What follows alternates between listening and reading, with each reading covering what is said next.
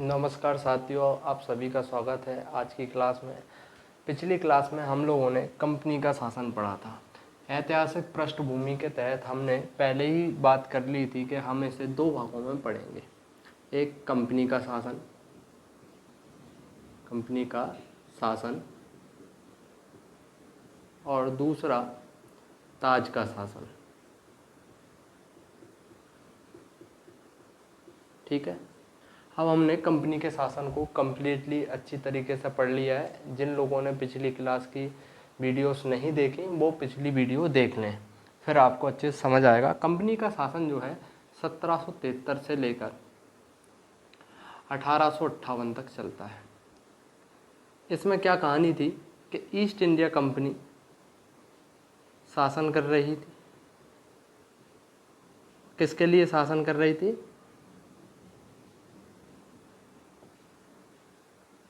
British सरकार के नियंत्रण में भारत में ईस्ट इंडिया कंपनी शासन कर रही थी इस समय के दौरान। अब एक बड़ी घटना होती है जिसे हम भारत का प्रथम स्वतंत्रता संग्राम के नाम से जानते हैं, 1857 की क्रांति।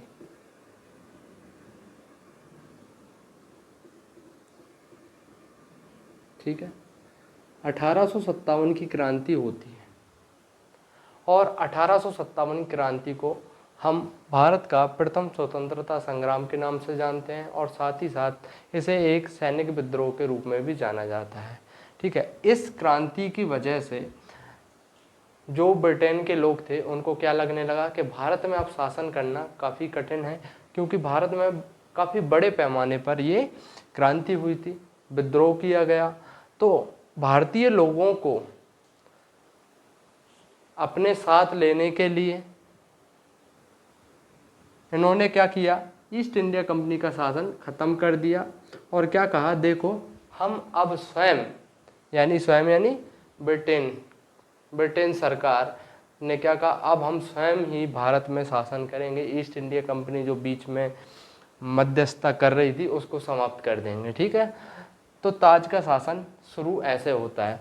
1858 में एक एक्ट आता है, भारत शासन अधिनियम। ठीक है, भारत शासन अधिनियम 1858। इसके द्वारा भारत में ताज या ब्रिटिश शाही जो प्रशासन था उसकी शुरुआत प्रत्यक्ष रूप से यहाँ पर हो गई थी। ठीक है, अभी हम क्या देख रहे थे, बीच में ये था भारत। ठीक है, ब्रिटिश सरकार और भारत के मध्य में ईस्ट इंडिया कर रही थी कंपनी शासन। इसको क्या कर दिया, यहाँ पर 1858 के द्वारा समाप्त कर दिया डायरेक्ट। ठीक है, और उनको अच्छे समझ में आ गई ये बात कि भारतीयों के सहयोग के बगैर हम भारत में शासन नहीं कर पाएंगे। ओके, अब हम ताज के शासन के अंतर्गत हम 1858 का एक्ट, 1861 का भारत परिषद अधिनियम, ओके, 1892 का भारत परिषद अधिनियम, 1909 का भारत परिषद अधिनियम, इसे पार्लियामेंट सुधार के नाम से जानते हैं। फिर 1919 का भारत शासन अधिनियम और 1935, ओके, ये अधिनियम हम ताज के शासन के अंतर्गत पढ़ते हैं।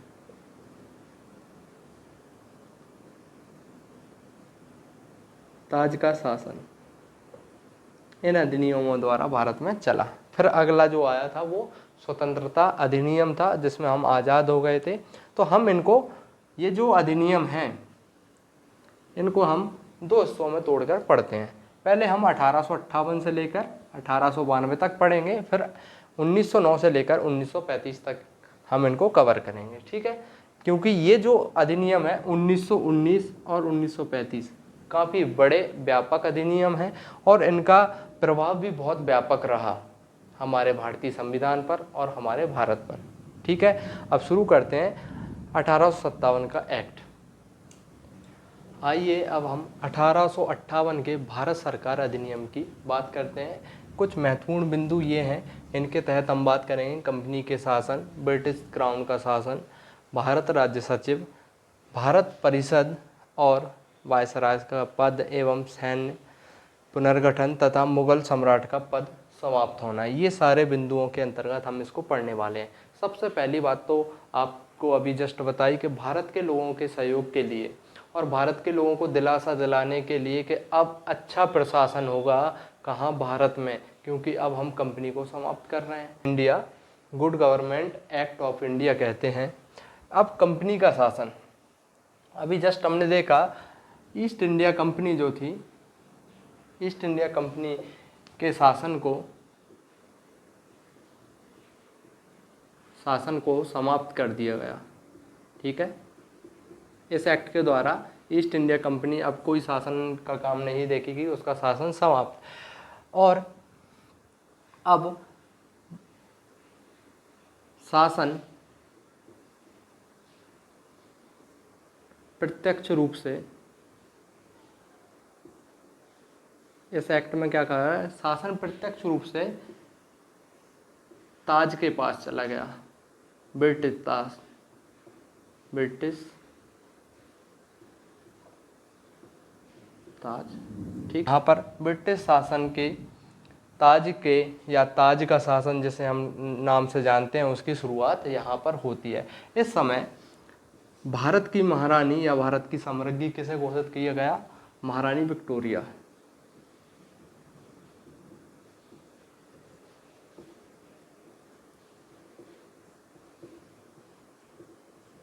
ओके, महारानी विक्टोरिया को भारत की साम्राज्ञी घोषित किया गया। इस टाइम प्रधानमंत्री कौन थे, एग्जाम में पूछा जा सकता है आपसे कि 1858 में ब्रिटेन के प्रधानमंत्री कौन थे, तो डरबोर्ड, क्या नाम था इनका, प्रधानमंत्री कौन थे, डरबोर्ड थे। और महारानी विक्टोरिया के हाथों में भारत के शासन को सौंपा गया। ठीक है, तो ये कहानी आप लोग समझ गए। अब महारानी तो खुद आने से रही यहाँ पे शासन चलाने के लिए, तो यहाँ पर भारत आपके लिए लिखा है भारत राज्य सचिव। तो जो ब्रिटिश संसद थी, ब्रिटिश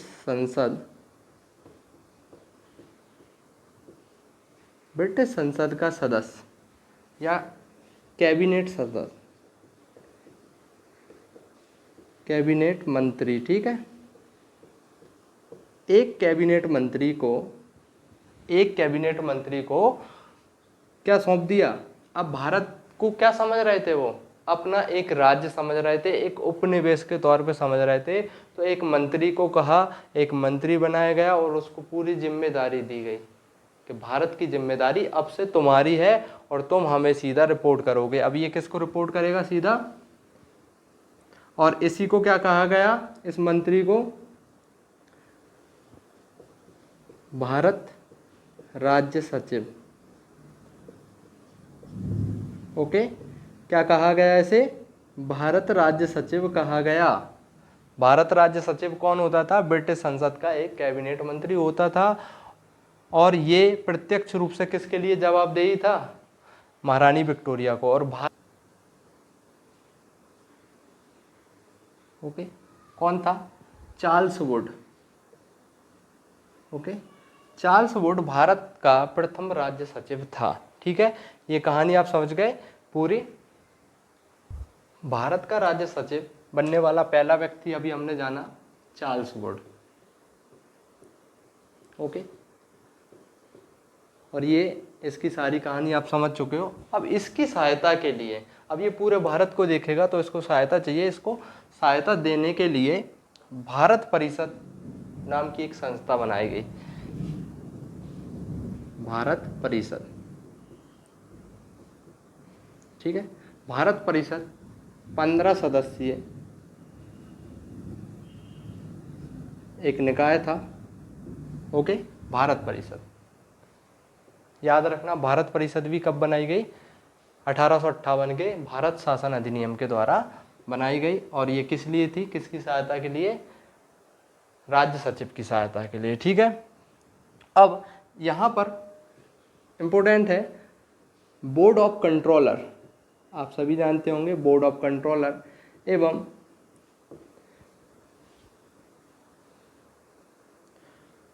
कोर्ट ऑफ डायरेक्टर, ठीक है, कोर्ट ऑफ डायरेक्टर को समाप्त किया गया, ठीक है।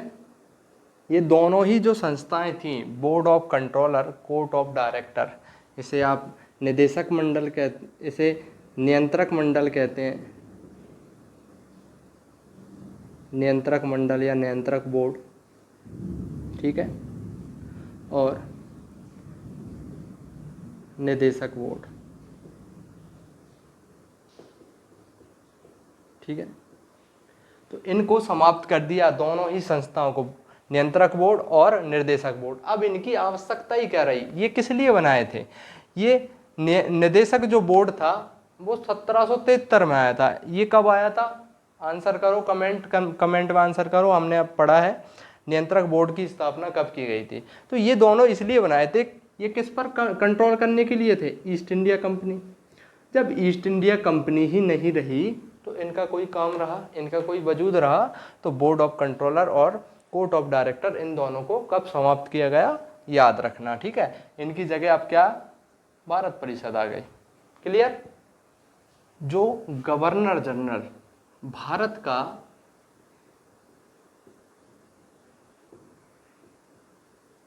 गवर्नर जनरल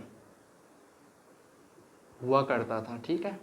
ये पद कब आया था बताओ सभी, कमेंट में आंसर करें। भारत का गवर्नर जनरल का जो पद था उसका सृजन कब हुआ था, या कब भारत का गवर्नर जनरल पद बनाया गया था, ठीक है, बिल्कुल आसान भाषा में। अब इसको, ये पद समाप्त कर दिया, ये पद समाप्त कर दिया, ठीक है। और वायसराय,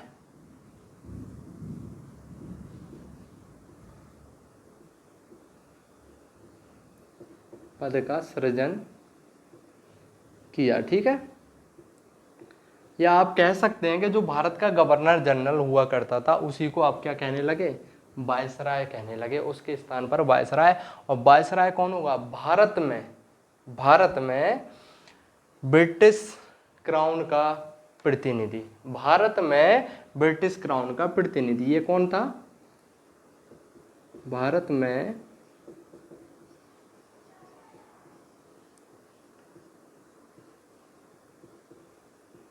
क्राउन का प्रतिनिधि,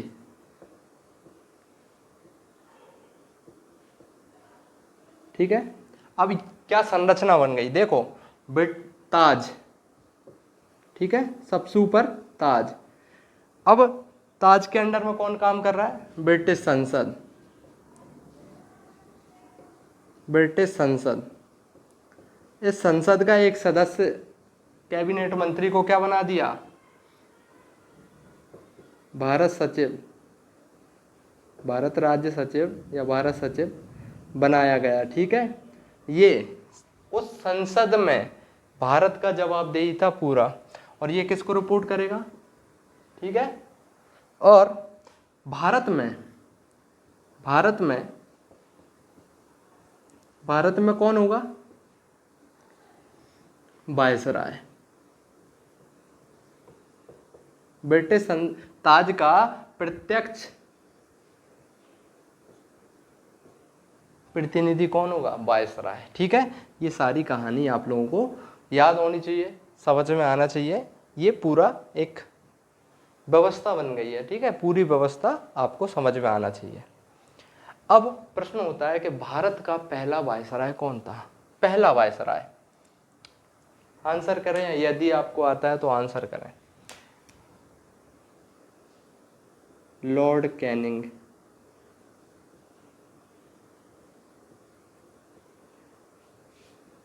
प्रथम वायसराय।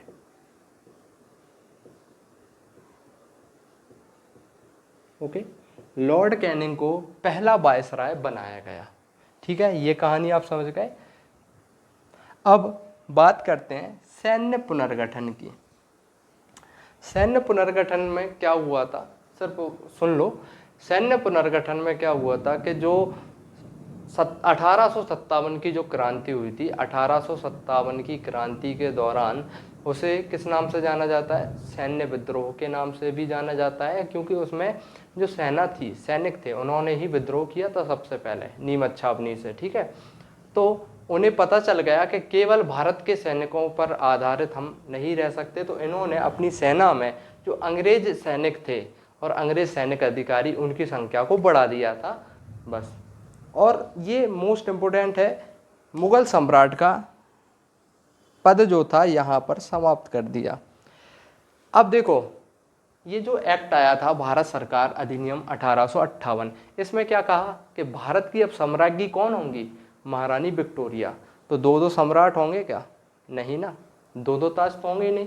वैसे भी 1857 की जो क्रांति में नेतृत्व किया था वो किसने किया था? बहादुर शाह जफर द्वितीय ने, और वो अंतिम मुगल बादशाह थे। ठीक है, अब उनको गिरफ्तार करके रंगून भेज दिया था, अब कोई बचा नहीं था, तो मुगल सम्राट का पद एकदम समाप्त कर दिए यहाँ पर। अब किसका शासन चलेगा? ताज का शासन चलेगा। अब इसके अंतर्गत हम अगले अधिनियम को पढ़ते हैं। 1858 के अधिनियम के बाद हम भारत परिषद अधिनियम को पढ़ने वाले हैं 1861 के। ठीक है, इसको इन बिंदुओं के तहत पढ़ेंगे हम। भारतीयों का सहयोग, केंद्रीय परिषद में बदलाव, शक्तियों का विकेंद्रीकरण, पोर्टफोलियो व्यवस्था और अध्यादेश की शक्ति, और प्रांतों में विधान परिषदों का गठन किया गया। ठीक है, तो देखो 1857 क्रांति और 1858 में उन्हें महसूस हो गया, क्या महसूस हो गया कि भारतीयों के बगैर हमें, उनके सहयोग के बगैर हमें क्या भारत में शासन करने में बड़ी समस्या आएगी। और इस समस्या के समाधान के लिए अंग्रेजों ने दिमाग लगाया और भारतीयों का सहयोग प्राप्त करने का प्रयास किया। तो सबसे पहले हम बात करते हैं पहले बिंदु की, लॉर्ड कैनिंग जो कि भारत के पहले वायसराय थे। ठीक है, इन्होंने 3 लोगों को मनोनीत किया। कानून व्यवस्था, केंद्रीय जो विधान परिषद थी उसमें 3 लोगों को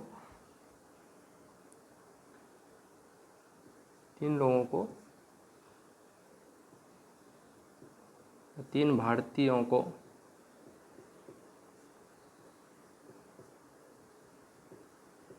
मनोनीत किया। ठीक है, इसमें कौन कौन थे?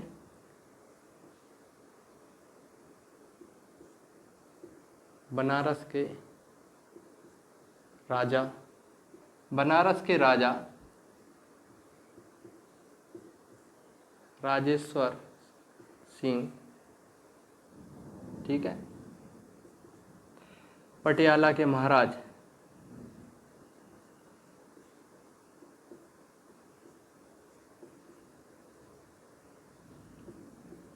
नरेंद्र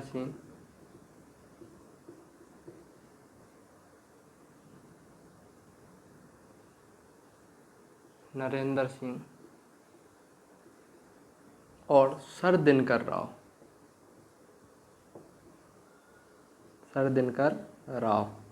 अब एग्जाम में पूछा जाता है, ये सर दिनकर राव का तो नाम याद करते हैं, ये कहाँ से थे? तो ग्वालियर राज्य के से थे ये।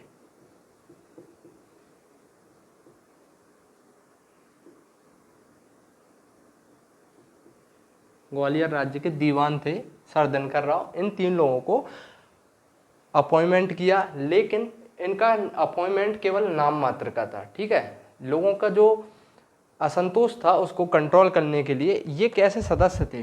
गैर सरकारी।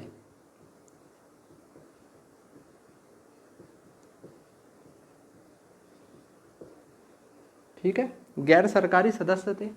अब क्या इनके पास कोई अधिकार थे? ये बहस, किसी भी प्रश्न पर बहस कर सकते थे? नहीं। प्रश्न पूछ सकते थे? नहीं पूछ सकते थे। कोई फैसला ले सकते थे? कोई भी फैसला नहीं। फैसला तो भैया ना बहस कर पा रहे हो, बजट की बात कर लो, ना कोई बजट की बहस कर पा रहे हो, ना प्रश्न पूछ पा रहे हो, ना फैसला, ना प्रस्ताव रख पा रहे हो। प्रस्ताव तो बहुत दूर की बात है कि प्रस्ताव रखने देंगे। तो ये इनका जो अपॉइंटमेंट थी, मनोनीत करना, केवल और केवल मात्र दिखावा था ठीक है, लोगों को शांत करने के लिए, कि लोगों को लगे कि हाँ हमने भारतीयों को जो है कानून बनाने की जो प्रक्रिया है उसमें शामिल किया है। ये महाराजा महाराजा राजा, समझ गए, राजा महाराजा अपना देखेंगे या जनता का, आप अच्छे से जानते हो। केंद्रीय परिषद में बदलाव, हमने बात की जस्ट अभी की कि 3 लोगों को जोड़ा गया। तो इस अधिनियम में क्या कहा कि वायसराय के पास ये शक्ति होगी कि वह वायसराय 6 से 12, 6 कम से कम 6 और अधिकतम 12, ठीक है, सदस्यों को मनोनीत कर सकता है। ठीक है, ये बात समझ गए कि भारतीयों का सहयोग और केंद्रीय परिषद में बदलाव।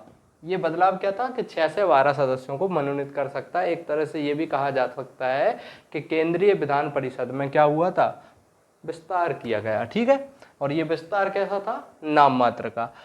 शक्तियों का विकेंद्रीकरण, अब आपने 1833 का चार्टर अधिनियम पढ़ा है। 1833 के चार्टर अधिनियम में क्या हुआ था आपको पता है, केंद्रीकरण उच्च लेवल पर पहुंच गया था। यहाँ पर क्या हुआ था, जो बंगाल था,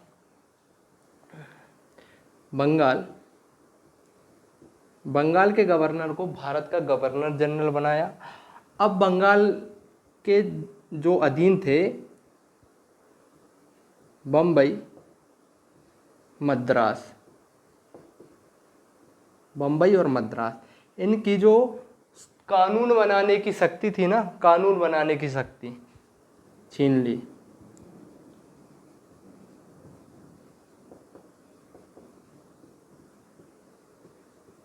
कानून बनाने की शक्ति क्या की गई, समाप्त की गई। और ये एक शक्ति के केंद्रीकरण का उदाहरण था, मैंने आपको बताया अभी। यहाँ पर क्या हुआ कि ये जो शक्ति छीनी गई थी 1861 में पुनः कानून निर्माण की शक्ति वापस कर दी। ठीक है, अब क्या कह दिया कि भैया जो बम्बई है, मद्रास है, इनसे क्या कह दिया, अब आप अपने लिए कानून बना सकते हो। ठीक है, लेकिन कानून पे अंतिम मोहर किसकी लगेगी, वायसराय की लगेगी। लेकिन हाँ, ये कानून बना सकते हैं, छोटे मोटे कानून तो बिल्कुल बना ही सकते हैं यहाँ के गवर्नर। ओके, ये कब हुआ, 1861 में, ये याद होना चाहिए आप लोगों को। ठीक है, इसके बाद अन्य प्रांतों को धीरे धीरे करके स्वायत्तता दी गई और शक्ति को क्या किया गया, शक्ति का विकेंद्रीकरण हुआ। ये पॉइंट भी क्लियर हो गया। ठीक है, भारत में पोर्टफोलियो व्यवस्था की शुरुआत वायसराय कैनिंग को, इसका श्रेय किसको जाता है, भारत में पोर्टफोलियो जो व्यवस्था है उसका श्रेय किसको जाता है, कैनिंग, वायसराय कैनिंग, जो भारत का पहला वायसराय बना था। अब पोर्टफोलियो व्यवस्था होता क्या है, कुछ नहीं है, सिंपल सी बात समझो।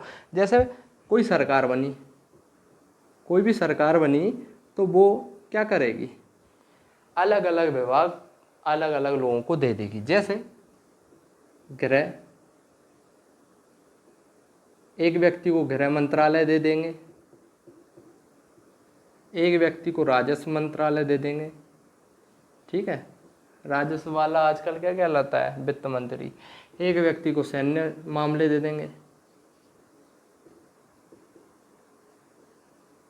समझे, तो इसने क्या किया, ये सरकार में कौन था, सरकार का प्रमुख कौन था, वायसराय।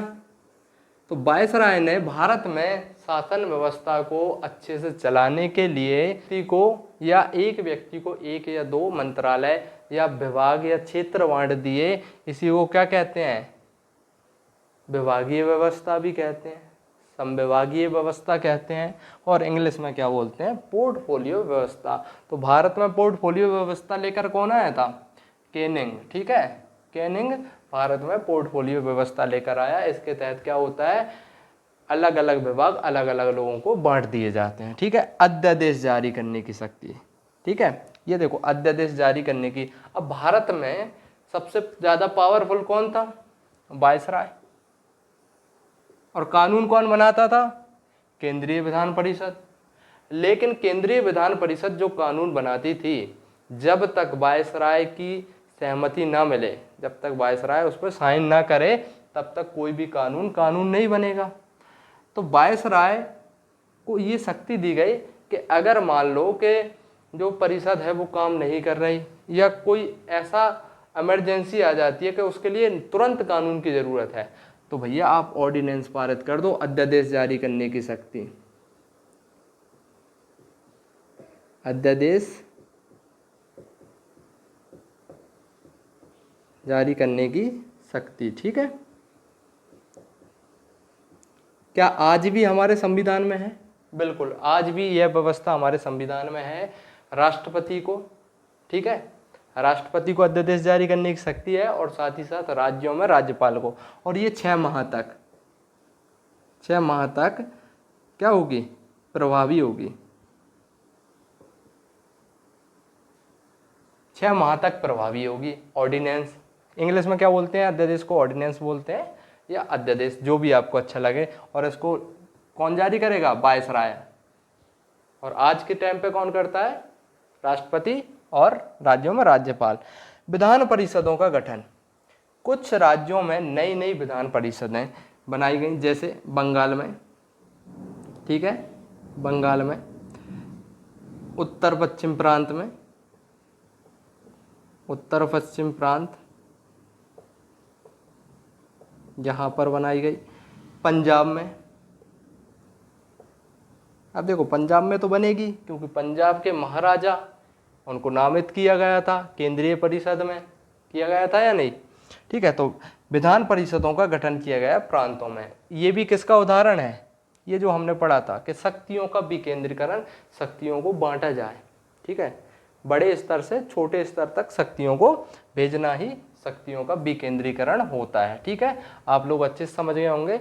1861 का भारत परिषद, 1861 के अधिनियम के बाद जनता में काफ़ी आक्रोश रहा, उससे भी सही तरीके से सेटिस्फाई नहीं हुए, क्योंकि उसके बाद लोगों को सही तरीके से, उनको जो बुलाया था 3 लोगों को, उनको ना तो प्रश्न पूछने का अधिकार था, ना ही वे मत दे सकते थे, ना ही वे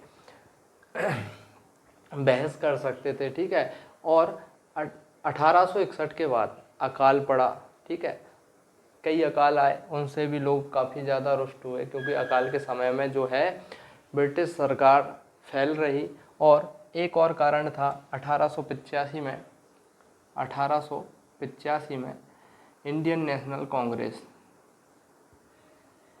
ठीक है, कांग्रेस की स्थापना होती है।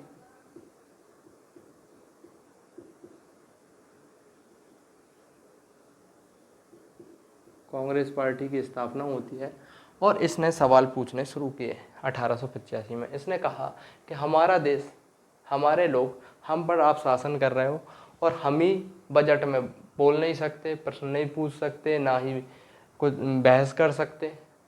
तो काफ़ी दबाव बनाया। उसके बाद ये अधिनियम लेकर आए 1892। ठीक है, इससे काफ़ी ज़्यादा उम्मीदें लगा रखी थी लोगों ने। ठीक है, प्रतिनिधित्व में वृद्धि। सबसे पहले तो क्या किया गया कि जो प्रतिनिधि हुआ करते थे भाई, उसमें वृद्धि कर दो। 10 से लेकर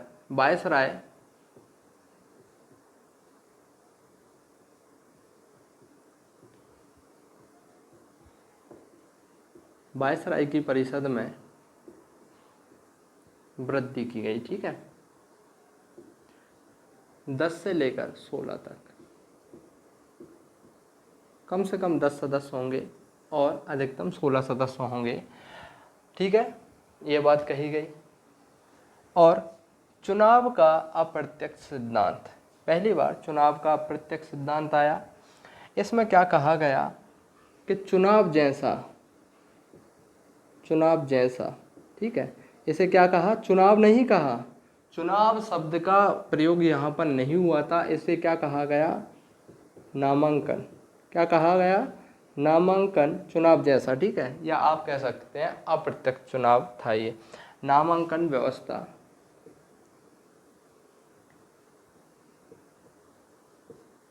प्रारंभ की। अब इसमें पता है लोग अपना फॉर्म भर देंगे, इसमें वोट कौन देगा, जो नगर पालिकाएँ थी उनके अध्यक्ष, ठीक है, एक कॉमर्स ऑफ चैम्बर था उसके सदस्य वगैरह, विश्वविद्यालय के सदस्य अध्यक्ष, वे ही इसमें वोट दे सकते थे, ठीक है, बिल्कुल सीमित वोट था, वोट का अधिकार था, कुछ ही लोग वोट दे सकते थे, गिने चुने, इसे क्या कहा गया, नामांकन, ठीक है। अब भारतीयों को इस नामांकन के द्वारा यहाँ पर परिषद में जाने का मौका मिला, ठीक है, केंद्रीय जो परिषद थी उसमें जाने का मौका मिला, ठीक।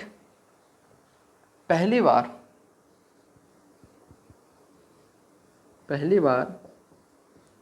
अब इसकी बात करते हैं शक्तियों की, विधायी शक्तियों की बात करते हैं। पहली बार बजट पर बहस, ठीक है, बहस कर सकते थे, प्रश्न भी पूछ सकते थे, ओके, बहस करने प्रश्न पूछने की अनुमति दी, ठीक है, या अधिकार दिया,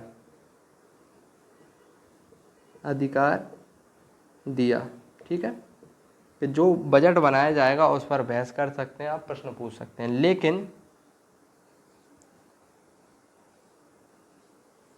मत, सबसे जरूरी क्या है, मत का अधिकार नहीं मिला, क्रॉस इसीलिए लगाया है, मत का अधिकार नहीं मिला। और अनुपूरक प्रश्न,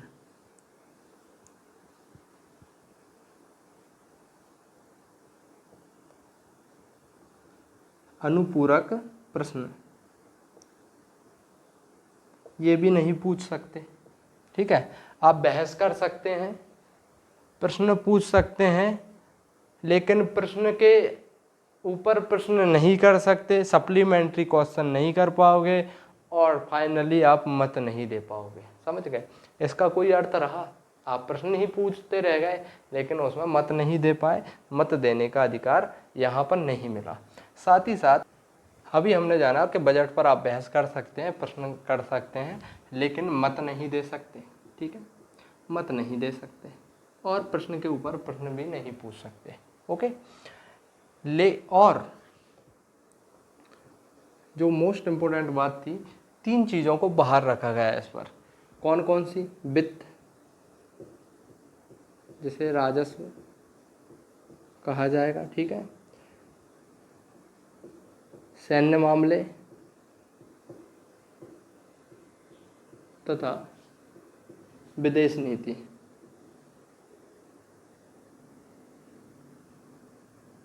विदेश नीति कोई बहस नहीं होगी, ठीक है, कोई बहस प्रश्न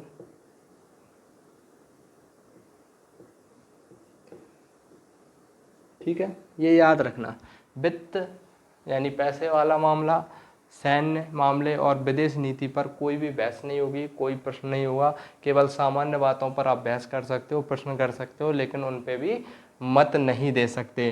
अब हम बात करते हैं जो विधान परिषद थी, विधान परिषद, इस विधान परिषद का विस्तार किया गया इस अधिनियम के द्वारा, ठीक है, विधान परिषद का विस्तार किया, को 2 भागों में बांटा, एक केंद्रीय और एक प्रांत, ठीक है।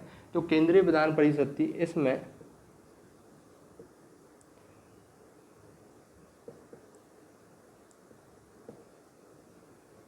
16 सदस्य होंगे, कितने, 16,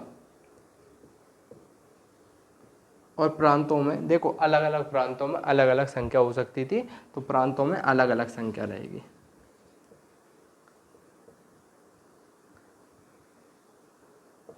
यहाँ पर पहली बार देखो क्या देखने को मिल रहा है, हमारे भारत में आज भी क्या है, संसदीय व्यवस्था, उसकी शुरुआत होती है केंद्रीय और प्रांतीय, 2 स्तर की विधान परिषद का यहाँ पर विस्तार हुआ। ठीक है, आज की क्लास यहीं पर समाप्त होती है।